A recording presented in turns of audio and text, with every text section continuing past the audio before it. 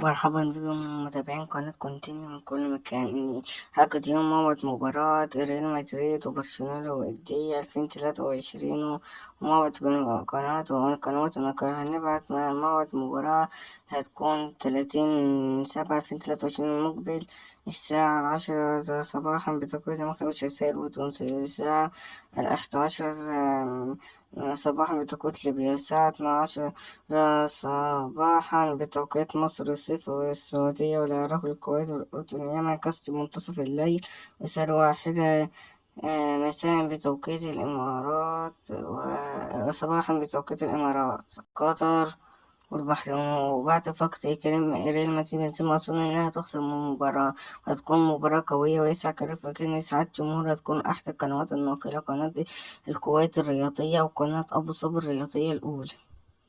وسلام عليكم. Continue.